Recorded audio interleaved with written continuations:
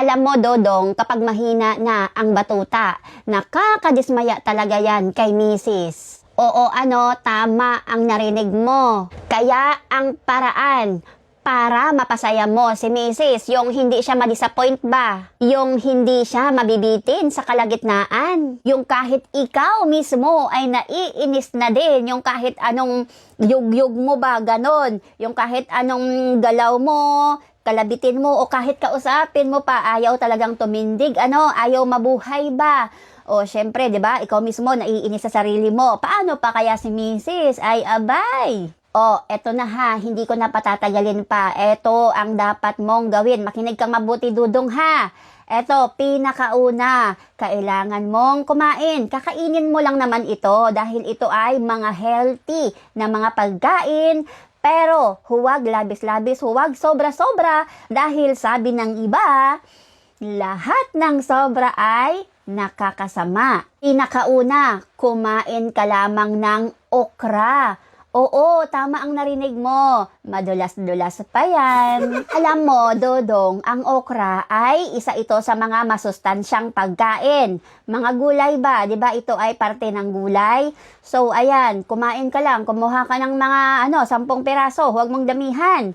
O, ayan, tamang-tama lang yan. Dapat pagkain mo yan ay mas maganda pag empty stomach para absorb na absorb at nako, tatalab talaga ito. Talagang gaganahan ka. O eto, pangalawa, kumain ka ng sili. Alam naman natin na ang sili ito ay maanghang. Pero huwag mo namang damihan, ha? Yung tama lang na konting kagat ng anghang lang ay okay na yon. Mas maganda, ilagay mo sa sabaw. O diba, gusto mo magtinola, gusto mo magsinabawang isda. O ayun, napakasarap yun. Ayan, ilagay mo dun para bawat higop mo ng sabaw, maanghang-anghang. Ayun, kapag pinapawisan ka, nang iinit na ang iyong sarili, nako, doon na magsisimula ang kagustuhan mo. At syempre, hindi lang kagustuhan mo, pati yang si Dudong mo na inaalagaan mo. Nako, sigurado ako na, very energetic ito. At ito pa, dark chocolate. Oo, kung ikaw naman ay mahilig sa mga tsokolate, nako, napakaswerte mo dahil ang dark chocolate ha, hindi yung may mga makahalong milk or ibang mga flavor na tsokolate, dapat dark chocolate lang. Kumain ka niyan, kahit yung mga lang, yung mga ganito kalaki lang, di ba? Yung kalahating buo ng tableya, ganun, di ba? Yung isang lapad pala, ganon, yung ganan, ganyan. So, ayun, kapag kumain ka niyan araw-araw, nako, sinisigurado ko, babalik ang sigla mo, lalong-lalo na yung mo.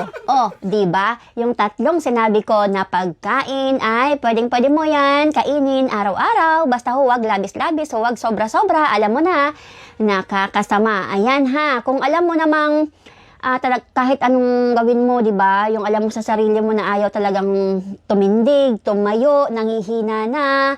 Kapag feeling mo, yan na yung nararamdaman mo, yung mo, di ba? Aksyonan mo na agad. Pero ha, makinig kang mabuti. Ginawa mo na ang lahat. O diba, kinain mo na yung mga pampalakas. Pero, wala pa rin nangyari. Naku, punta ka na sa doktor at ipagpaalam mo na ito. Dahil ang doktor ang makakapagpasabi sa iyo kung ano ang magandang gawin dyan. So, ayun lamang. Kung gusto mong mapasaya si Mrs. para hindi na rin lumalayan kung ano ba talaga yan ang sanhi. Kung ano ba ang dapat na iremedyo dyan. So, ayun lamang. Maraming salamat. At syempre, lagi kong sinasabi dito, always honor your wife, love your wife, respect your wife. So, ayun lamang. Maraming salamat. Ingat palagi. Bye!